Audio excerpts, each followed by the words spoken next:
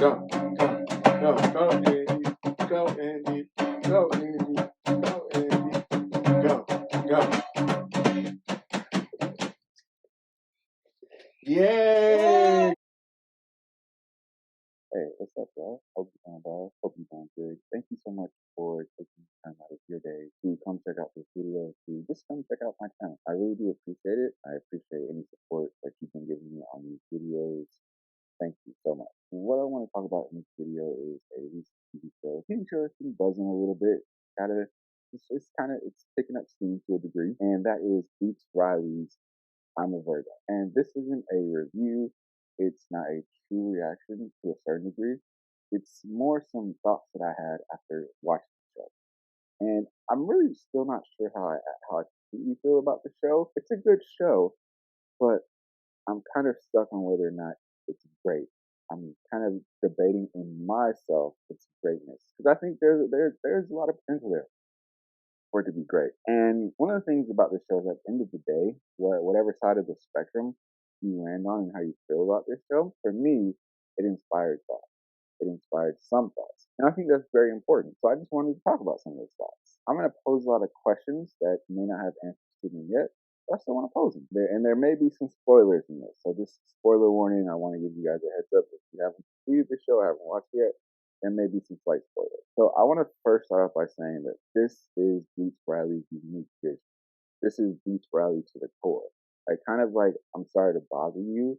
This again is Bootsriley at its finest. And not only is it very Bootsriley, but it's very Bay Area as well. The things that you see, the things that they do, even to the point of how there's a movement that's being built in this show that is very Oakland as well. And you feel that in the show. And so I think one of the things that this show really does look at, and this isn't one of my main points, but I still want to point this out, it looks at capitalism and the way in which heroes and villains are formed in capitalism. And not only that, but the way in which capitalism uses these heroes and villains. And I'm not going to say it does this in a new way, but it looks at it. And it's not on a surface level either. It makes you want to dig a little bit deeper. The other thing that this show does is it takes shots at the comic book genre, the superhero genre, really. So I think it takes a lot of shots at DC and Marvel, and just the way in which they do heroes. I thought that was interesting. It looks at capitalism, so it looks at capitalism and corporations, and I don't think it takes away from the message. But I think it's interesting that the show was on Amazon, and Amazon had its issues with being very capitalist because they had the whole issue with not paying their workers, their factory workers. I thought this was very interesting that it was on Amazon.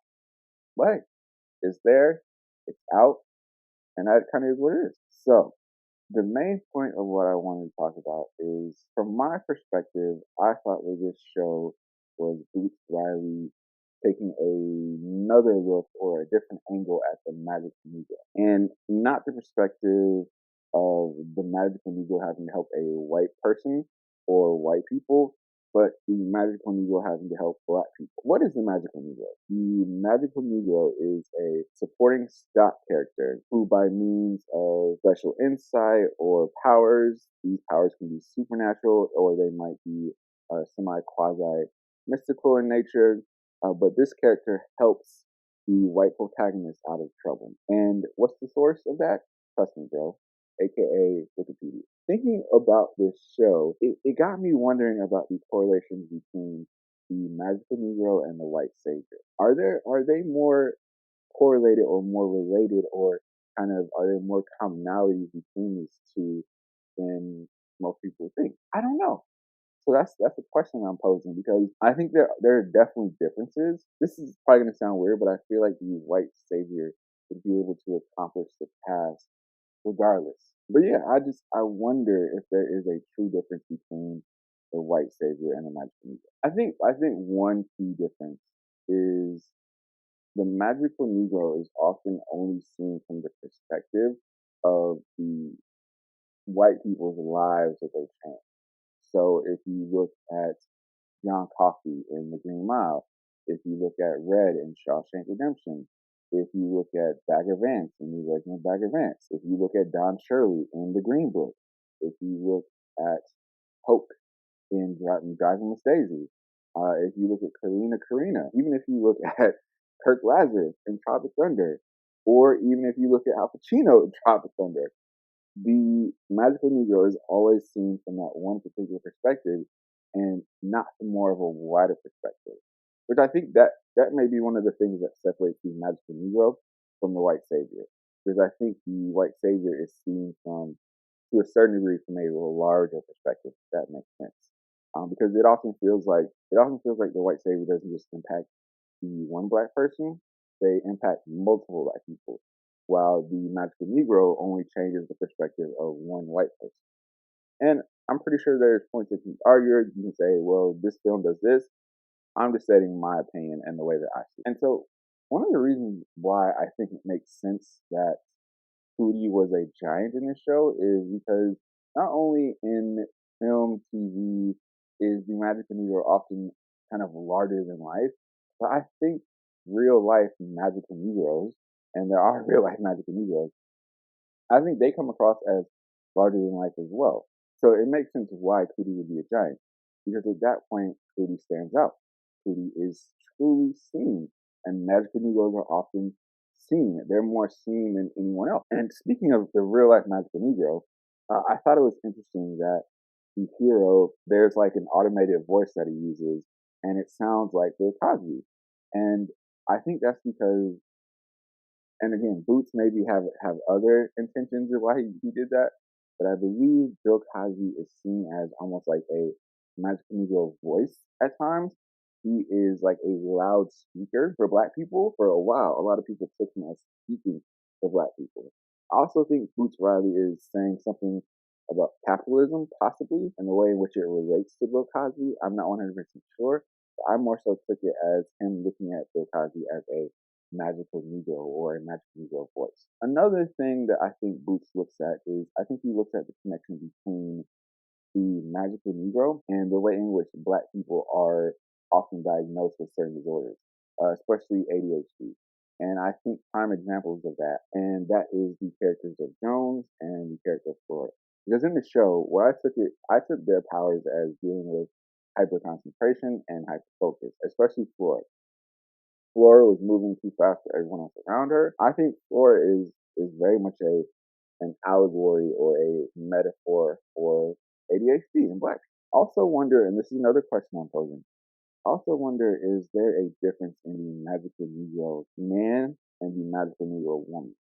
So if you look at characters in, like, let's say, using characters in the Help versus characters in the Butler, is there a difference in these characters and the way in which these characters operate as men and women? Because there are magical Negro men and there are magical Negro women, and I think they often play different roles. I think one of the things that I'm thinking is I think that the magical Negro man often helps one character, one white character, while the magical Negro woman more so impacts a family of white characters. It's still a very closed off perspective, to me at least. Again, going back to if you look at like Corina versus like a John Coffey. Corina helped a family, while John Coffey more so helped a man kind of change their perspective. There were other men, but it was more so a man. It wasn't a family to a degree. I also think that one thing that Boots Riley did that's a little bit different is in this show, at first only one character was using their magical Negro powers for good to a degree. I think the other two characters, Cootie especially, were using their powers and their gifts for more menial, more capitalistic gains. And Flora was working in a fast food restaurant, the most capitalistic thing that you could think of, really. Or at least I would see Boots Riley looking at that as very capitalist. They were using their powers to push capitalism forward, which I think oftentimes it can feel like the Magical Negro does that. So because this show looks at the hero genre, I wanted to kind of go back. I wanted to ask a question. I wonder what separates certain characters, or how do certain characters transcend the magical Negro status or the magical Negro trope? And I have an idea of kind of what my thoughts are, but let's look at characters like T'Challa, Shaft, Dolemite, Black Dynamite, or even Dan Freeman, the character from The Speak That's Set Behind the Door. What elevates these characters? How do these characters transcend the Magical Negro status? And I think the easiest way, or possibly the easiest answer, other people might have different answers, is because they help their people. They use their gifts to help the people around them, to uplift the people around them. They don't always do it in the best. They do have the truest intentions though. I think what happens then is the Magical Negro is transcended into a king, a leader, a founder, a pillar in their community or in their country. And that is how they transcend that trope, is when they help their people. Because if they didn't, I think that a lot of people would still see them as Magical Negroes because they would be helping white protagonists get out of trouble or along the way. So to end this video, I think that it's very interesting what Bootsriley did. And like I said earlier, I'm still not sure how I truly feel about the show or where the show stands with me. Yeah, but I do think it's a good show, and I do think it inspires a lot of thought. For me, at least, I think it will inspire some conversations, possibly, and the way in which Black people do things, the way in which we look at the Magical Negro Trope, and some other things. But yeah, I think that I'm a Virgo is a good show. I'm still debating its greatness in myself, but that's what I want to talk about. What are your thoughts on Bootsriley's I'm a Virgo? Have you watched it? And just what do you think about it? What do you think about the characters? What do you think about the situations? What do you think about the Magical Negro trope? Feel free to let me know in the comments. Feel free to share this video. And I really do appreciate you taking the time to watch it.